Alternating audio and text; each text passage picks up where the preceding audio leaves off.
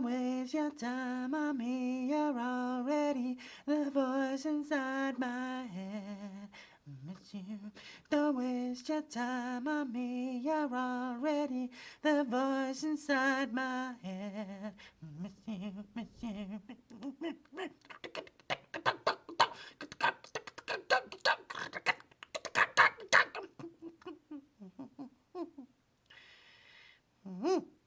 David!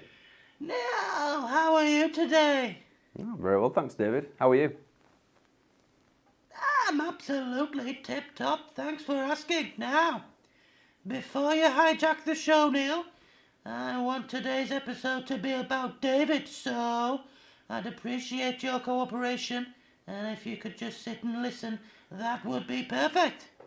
Well, the show is pretty much always about you, David, and I always sit here and listen. The show is really about David, and as it's called David at Tango Smart, I think it's about time that we acknowledge that. Well, I think you're wrong, but go on. Well, it's that time of year again when David publishes his latest memoirs, so I'll be doing a book signing event in Torquay, and I'd like you to be there, Neil, as a lot of my anecdotes relate to you and the way you have treated me. The way I've treated...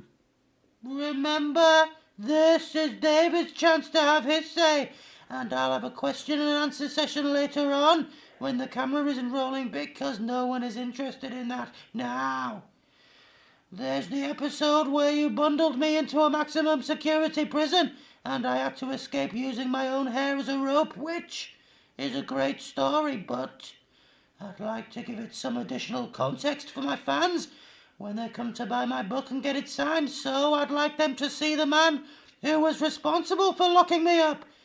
I think it's important for people to see what David has to deal with on a day-to-day basis now. The Danger Man figures often in my memoirs, but I won't be inviting him. I hardly think writing a letter to him would be appropriate. He could learn my handwriting and infiltrate our systems, and I doubt that a Dear Keith letter would sway him anyhow. He's ever so busy trying to destroy Tango Smart. A Dear Keith letter? Yeah, well, I wouldn't address him as the Danger Man. It would boost his ego and make him even more dangerous. So what, is the Danger Man called Keith? Yeah, did I never tell you? I think I have, but you must not have been listening because of your cloth ears. David, that's enough of the insults. David is not insulting, and this is David's show and special episode, so please keep your thoughts to yourself now. I'm torn as to whether to include the story where I travelled to Antarctica and survived by eating 832 Kendall mint cakes in the space of 24 hours because I don't want people to think that I'm a glutton. Well, what do you think? I thought I had to stay quiet. Not when I ask you a question, you rude boy. Well, I don't think it's true. You never even leave that chair, let alone go to Antarctica. I've been there this morning. Yeah. While you were gallivanting around the building trying to look important with your lanyard. Yeah, include the story. People will love it. They'll be impressed by it. Impressed by David? Yeah. Oh, yeah. We'll get that story printed in my memoirs then for sure.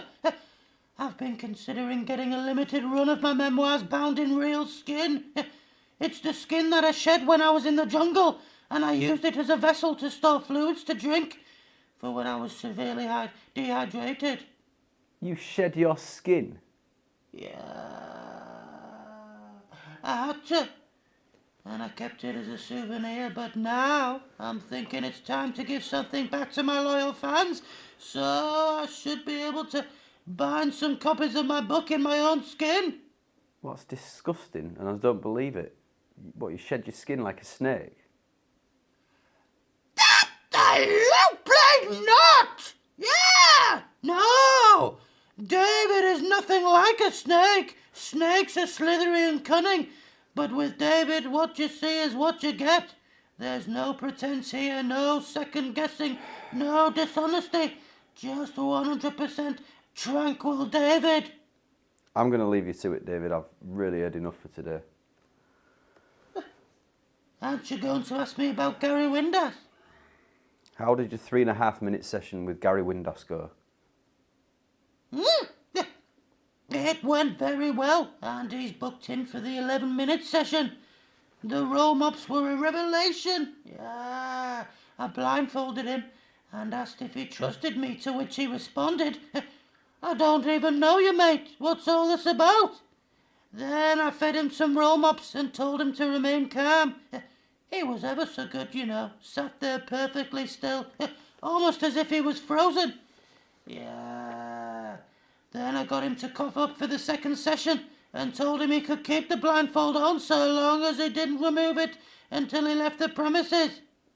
David, that sounds like a scary ordeal for him. It sounds like he was scared. Absolutely not! Yeah! No, that's utter nonsense, Neil, and I'll tell you why. Because you said it.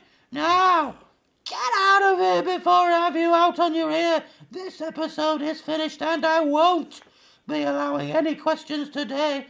I have a security detail to fulfill, a rapid response team to head, caretaker duties to see to, and life coaching / spiritual guru / mindfulness sessions to plan for. Please grab me some more roll-mops, Neil. I have back-to-back sessions with Bobby Gillespie and Antonio Banderas.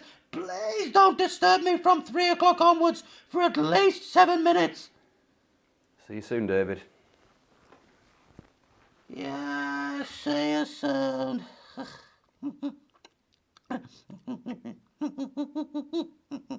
Don't waste your time on me, you're already the voice inside my head.